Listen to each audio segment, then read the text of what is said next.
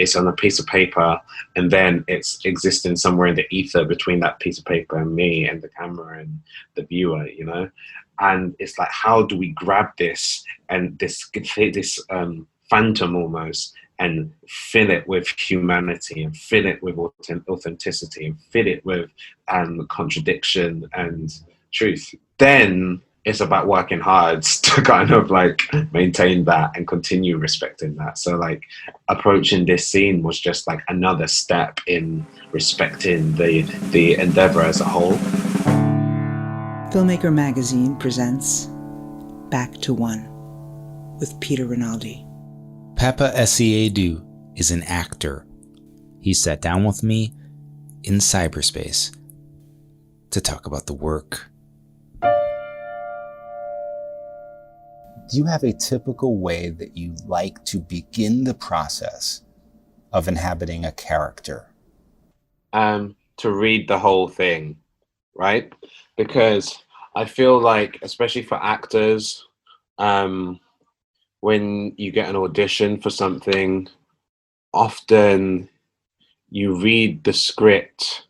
I mean, like the real lazy ones of us, which is 99.9% of us, will like thumb through the script to find the lines particularly that the character says, not even the scenes that the character is in, but the lines that the character says, as if a character is defined only by what he or she says, which is very much not the case. But even that 0.0001% that do read the entire script, you're still kind of reading it from the point of view of your character, you know? So you're not kind of like giving a similar amount of empathy or a similar amount of attention to other plot beats or characters in the script. So I think it's a really important thing, just as a basis, as a starting point, to read the whole thing with proper openness and curiosity, divorced just from your character. You know, you've got to get a sense for the world that you're going to be a part of telling. You've got to get a sense of the style of it. You've got to get a sense for the arc of it, the journey of it, before we can even start kind of like zeroing in on where your character or the part that your character might play within that. You know, so it's definitely better to go out, look at the big stuff first before zeroing in on the more specific stuff, rather than going into, this is my character and this is what he or she says and this is how he or she is described, and then trying to apply it to the rest of the world, you know? This is a remarkably like patient, not scared way of doing it, it seems like. And it's from other interviews I've listened to with you, you have this, it seems like this, a similar kind of not so worried about nailing this quickly. Like even with what you were talking about Kwame, you know, like you were showing up even on the set of I May Destroy You with questions about how you were going to move as him, how you were going to even look at your phone as him. Like, meaning like you showed up there not with this rigid way of decision-making way I'm going to play him, but with questions. And I want you to talk about that. Is that true? And how necessary is this kind of patience or this kind of like fluidity with the approach?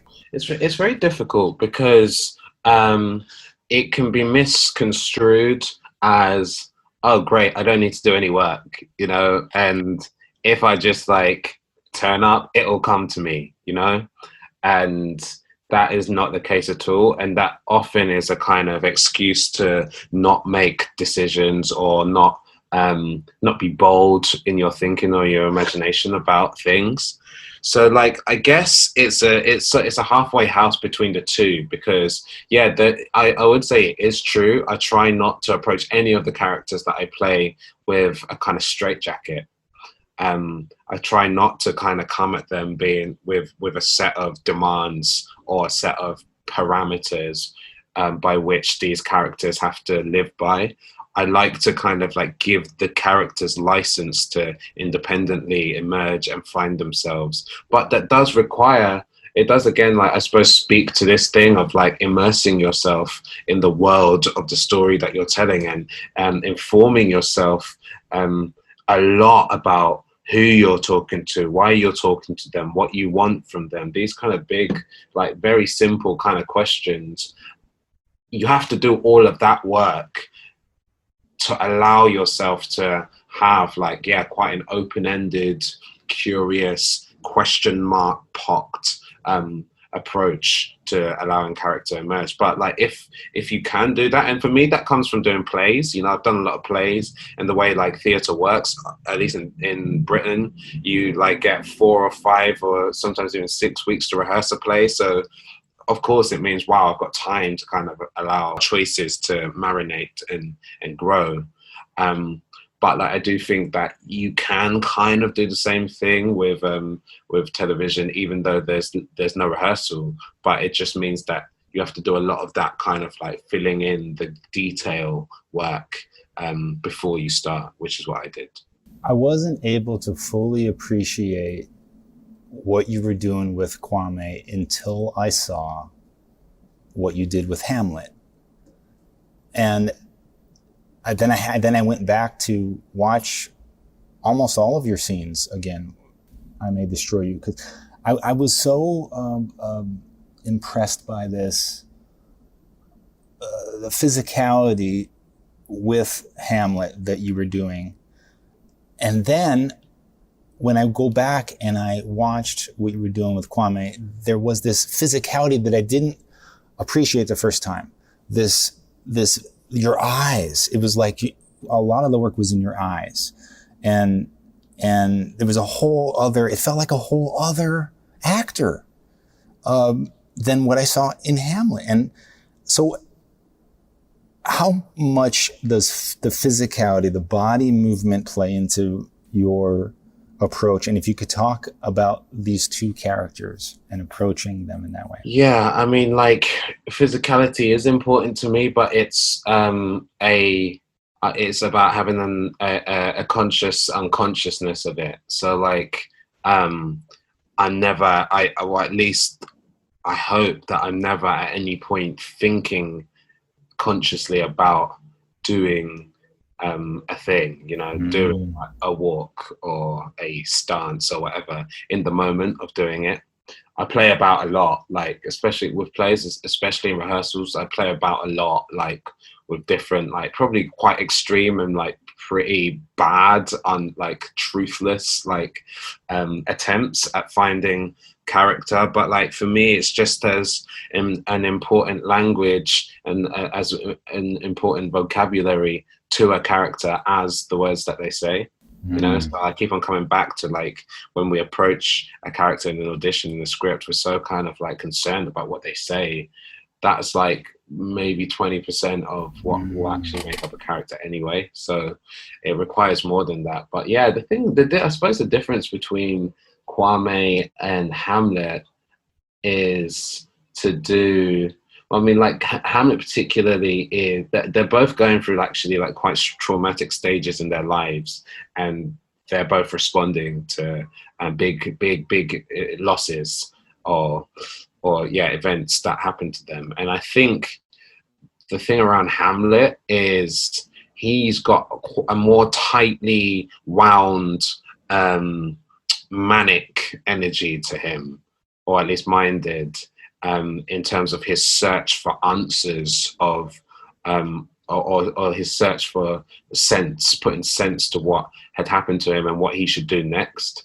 And like the question of why, how, who, all of these things, his world is full of questions. And that kind of got mirrored in his, in the way he moved, you know, like he's never really still, apart from when he's speaking to the audience, like those moments of soliloquies when it's just him and the audience, which again is a time that he can kind of like he can slow down and calm a bit, because he's he's talking to himself. He's looking inside himself. He's allowing himself space to like be really truthful. He's not wearing a mask. He's not putting on an antic disposition when he's with the audience. So that allows him to be still a bit. But for the rest of it, there is a momentum to the play and a momentum to his action that kind of goes all the way from that first scene to him dying at the end of a fight, at the end of the play. So there's a much more manic, like hot-stepped energy to his physicality. Whereas Kwame, I think responding to what happens to him, like there's very much a before and after. Before, you see like an exuberant, confident, front-footed, full-bodied version of him, which is how he lives his life. He is confident, he is in control, he is happy, he's doing his thing. But after what happens to him, there's a kind of sense of retreat internally, there's a sense of introspection, and there's a much more stillness, there's much more quietness and thoughtfulness, both in the good way, in a healthy way and an unhealthy way. And that mirrors in his kind of the way he moves. He kind of like is a little bit on edge, but you don't really see him making sudden movements. He's kind of like protecting himself, keeping himself safe. Mm-hmm. And that is, again, mirrored in the way he holds himself, the way he walks, the way he sits, the way he lies. I suppose the culmination of that is when there's a moment in the latter episode where he kind of like has a hug with another character, and there's a sense of release, and there's a sense of giving himself up at that point, which is kind of like indicative of everything he's been holding through the series up until that point. He kind of like allows himself to let go. And see, this is something I still don't understand with actors. You preface this whole what you're talking about by saying like you don't want to think about how to stand as him. You don't want to think about how to move as him or making this conscious thing. And yet you have to be in the moment, and there is a certain, there's choices that have to be done in the scene, and they have to be done again, and then again, and then again, as the takes go on. And I don't understand how you can continue take after take to not fall into that conscious choice attempt, especially in regards to space and movement. I guess again that goes back to curiosity, because there isn't a right answer. There isn't a way of doing it. There's no shot that you've done that is like the ideal one. They'll never use a whole shot in the edit anyway. There'll always be a bit of this, a bit of that, a bit of this, a bit of that, and a bit of this anyway. So it doesn't matter if like one shot is better than the other. What does matter is that the endeavor in terms of like searching for the right thing, searching for truth, searching for having a curiosity about what you're trying to achieve, that remains. So like you can ask the question again and again and again and again and again, and you might not get the answer, or you can set yourself up for the answer to be different. That allows it to remain in the moment. That allows it not to be a repetition of what's gone before, because you're not chasing mimicry or imitation. You're chasing something that you don't know yet. You haven't done yet. And I think, curiosity, having a real curiosity and openness to what may be or what may happen allows you and facilitates you doing that. Here's a quote from you about curiosity, and it has to do with stage work.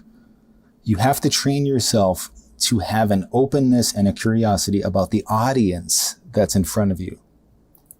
That, I think, kind of pushes you into a state of readiness, a state of immediacy, that allows you to stay physically connected and emotionally connected. It's kind of like what you're talking about, what you just talked about. But what you were talking about here in this particular quote was this idea of incorporating the audience and the curiosity of the audience and that particular energy into your work night after night on the stage, and allowing that to help you be in the moment, which I found fascinating. But if you could just talk about how did that come to you though? Like, you're so young, this feels like something that somebody who's been on the stage their whole life would finally get to.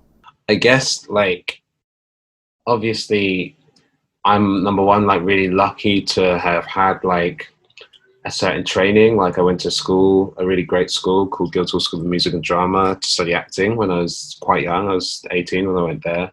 And that's quite classical training, a theatre-based training. So we kind of spoke a lot about plays, I guess, and how to do plays. But like, yeah, from when I started working professionally, I've been doing plays pretty consistently and working at the places like the Royal Shakespeare Company, the National Theatre in this country, Royal Court, and like had the opportunity to work alongside and observe like really experienced and fantastic actors. So I've always had an interest in what they do, and I'd always speak to them and like question them and ask them how they are so good, etc., etc.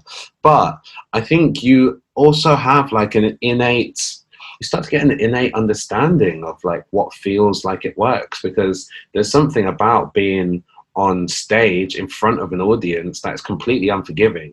If what you do is good, you'll get the relevant response. But if what you do is not truthful, is not real, is like blocking them out or whatever, you don't get that same response. And doing that again and again and again and again is a real education. You know, it educates you on how to do it.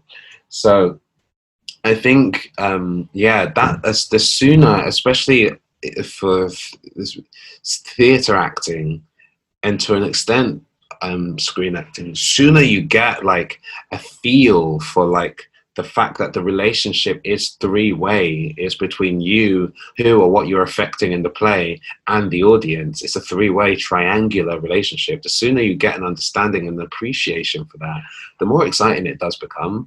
And the more kind of like limitless the opportunity for something to occur in the moment is, because the audience will always be different. Even if like the stage is the same, the actor that you're talking to is the same, the line that you're saying is the same, the audience will not be the same. You'll never get an audience where it's like 1,000 however many people on one night and exactly the same 1,000 however many people the next night. And even if you did, every single one of those people would be feeling different on the second night to how they felt the first night. So it's a different audience that you're dealing with. So it's a different moment that you're connecting to. So yeah, I think it does come from like a kind of repetition and like doing it and getting it wrong, and then other times where you get it a bit less wrong and you learn from that.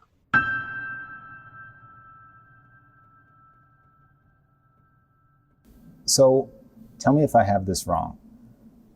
You meet Michaela at school.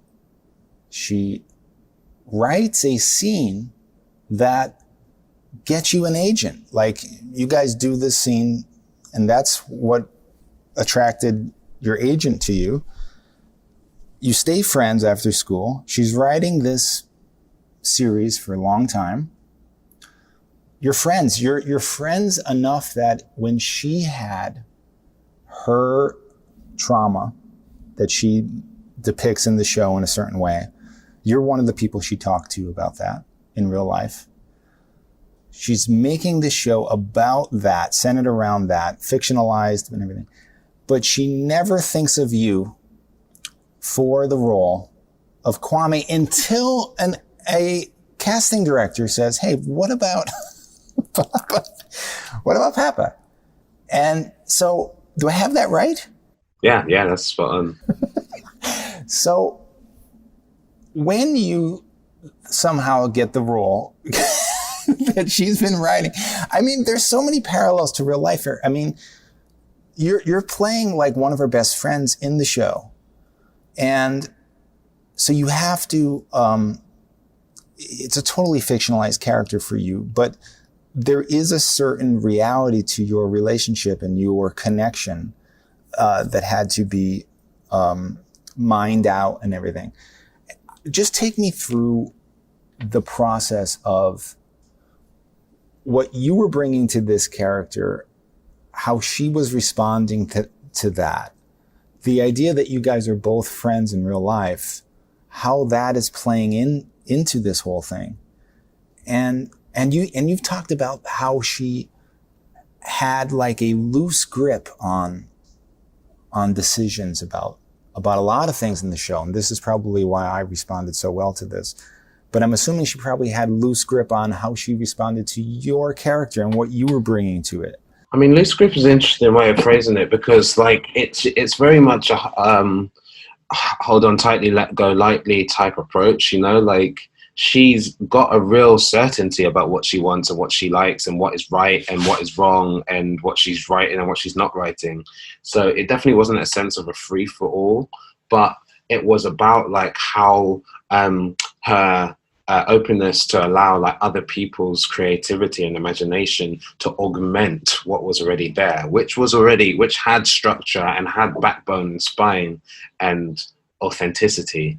You know, it was her, she had a real kind of openness and readiness to allow us to add and augment what was already there. But in terms of like our friendship, like I wouldn't say it was necessarily influential on the way we worked in a way that was different to how we might have worked had we not known each other. Like I feel like we've got like quite a good creative language together, jointly understood creative language, and it's very easy for us to like talk and bounce ideas off each other and understand each other, most importantly. So I find her really easy to understand. I feel like if she tells me what she's looking for, I can quite easily translate that into something that makes sense to me. So maybe that does come from having a prior relationship with her and like an ease with her, but it was more just like a really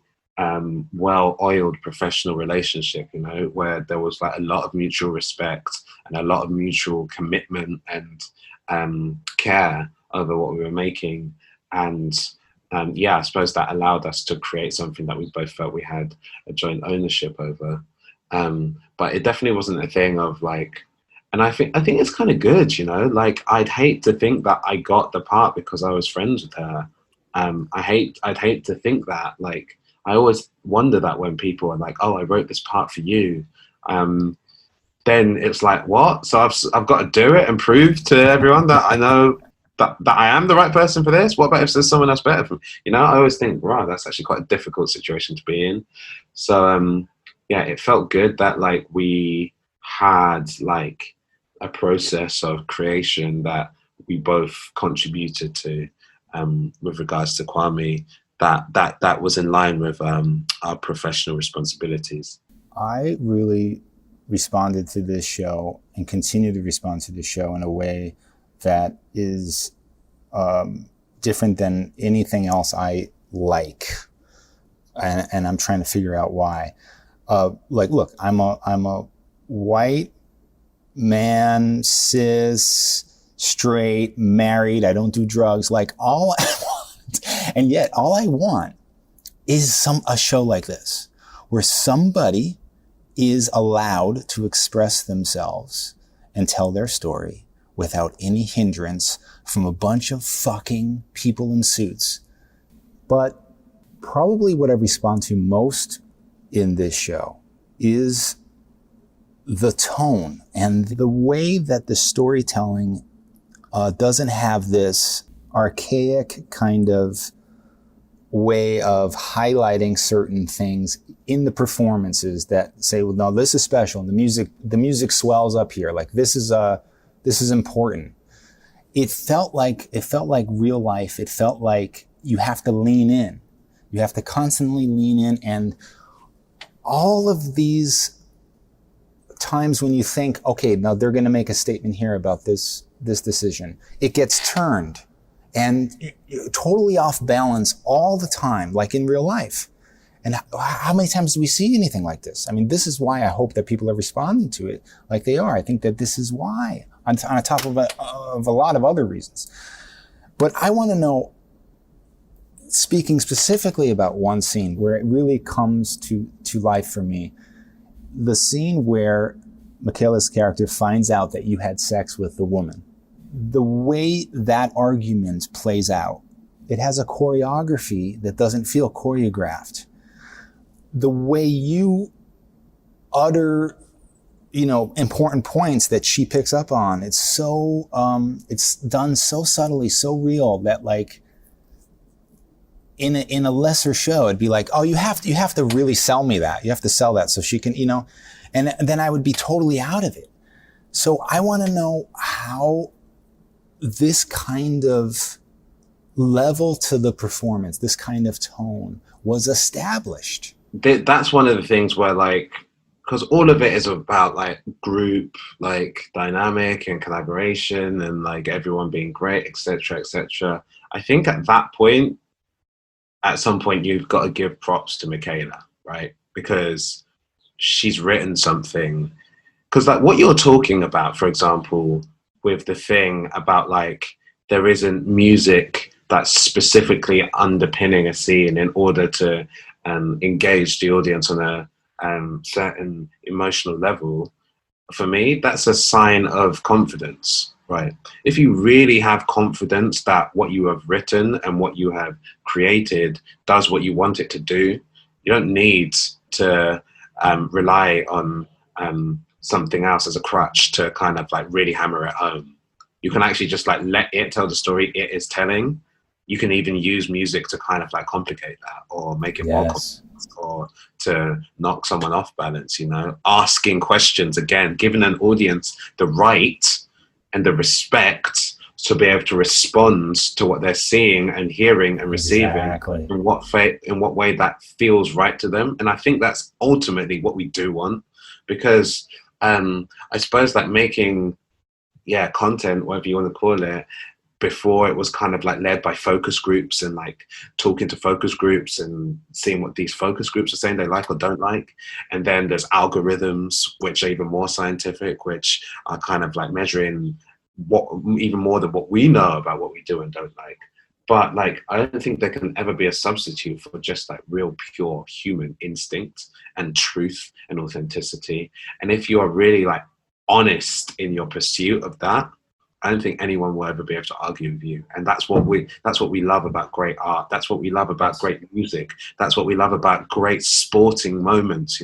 There's something that is just like fundamentally human that is kind of unadulterated, that you can't manufacture if you tried, that we just connect to on a different level. Not that I'm saying that that's what we managed to achieve in that scene necessarily, but I do think with Michaela, that's her modus operandi. That's the genesis of all of her ideas, and that's the way that she works. And I think that's why people respond to her work so much.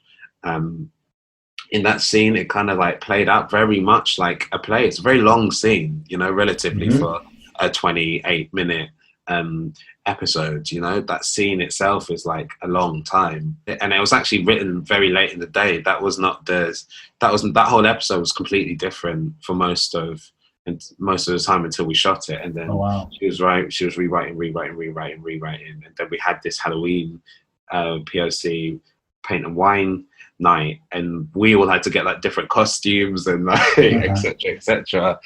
But I think because of the length of it, it's about like not interrupting and just like following instinct. And like me, Waruche, who plays Terry, and Michaela, by this point we'd been filming for like maybe 4 months or something like that. We developed a real trust with each other, and a respect for each other. So no one's trying to impose anything on anyone else. We're just letting each other do their thing and just like having the openness to respond. A lot of times lately on this show, I've been talking to actors about this idea of a responsibility that they feel like they have to a particular person in the audience, people in the audience, regarding a certain scene, like Paul Mescal from Normal People having a responsibility to people dealing with depression. And he talked about how that kind of responsibility didn't help him in the scene. Like, he had to almost discard that. And I was wondering if you, in your scene where you had to depict the trauma, having this whole thought process of there are going to be people that have been traumatized in a similar way that never saw anything like this on the screen. Did you have to deal with that before you were doing the scene, and how did you deal with that? I guess I actually mainly dealt with that before I accepted the part, actually. It's at that point that I'm having those kind of thoughts. Because it's not really just that scene that kind of has a responsibility to the people that watch it. It's the whole portrayal and the way the story is told in its entirety, and who's doing it, you know, and how it's done. So it's not necessarily like, oh my God, it's this one scene, even though there is a great significance to that scene specifically to a lot of people. It's not in its isolation, it's in its totality. So it's at those times that I'm thinking about it. But like, then I'm just thinking, okay, we need to think about how, it's not necessarily like because of our responsibility, but it's more about like, how do we do this justice? How do we like respect this? Again, like going back to the idea that this character exists independently from me, you know, it's on a piece of paper and then it's existing somewhere in the ether between that piece of paper and me and the camera and the viewer, you know? And it's like, how do we grab this and this phantom almost, and fill it with humanity and fill it with authenticity and fill it with contradiction and truth, you know? Then it's about working hard to kind of like maintain that and continue respecting that. So like approaching this scene was just like another step in respecting the endeavor as a whole. Then, you know, like the responsibility is also not just my own. It's like I do like the performance, but then it goes through an editing suite, and then it goes for a grade, and then it goes for a sound, whatever, you know? So like the character is mine and then it's not mine, you know? So it's True. I think it's important for us as performers to not kind of like bear the load of responsibility in the moment as we're trying to do what we're doing, because then you can't actually focus on it, and thereby you end up underserving what you were otherwise doing. But like it is important to have an understanding of like the significance of it, and to also do that kind of thinking at an early stage of the process. During this time of lockdown, when things are starting to open up a little bit and people are really itching to start work again, I have an actor friend who's 6 months away from his 90th birthday. He said, you know, I think you should be asking actors this. And I think it's really because he's thinking about it. Like, he's obviously a vulnerable, he's a very healthy, he's probably going to outlive me, but he's in a very vulnerable category. But for even young actors, at what point, if whatever you were about to do next, if they said, yeah, we're going to start to get together now and do this, like what would have to be laid out for you to feel safe to do your work again on a set? It's a really difficult question to answer, because like then that's a question about how much do we trust the people that make the decisions by which we live, right? Essentially politicians. And I can speak definitely on politicians in this country in a way that I probably can't as much in America, but like politicians are not purely motivated by the health of 100% of people in this country. There are calculations being made about like acceptable losses or whatever, versus like economic disaster and whatever. And it's actually not for me to say that one is right or one is wrong, but definitely when it comes to people in vulnerable categories being forced to enter into a workplace that is being officially sanctioned as safe, but might not actually be practically the case, it's a really difficult question to answer, because then are we saying that we can only make work for actors under the age of 60 that have got like a proven track record of like great health, or have already had the virus and come back and are still healthy? We can't say that is the world that we want to work in the short, and definitely not the long term. So it's a really difficult question to answer, and my answer is going to be very different from someone else's answer, you know?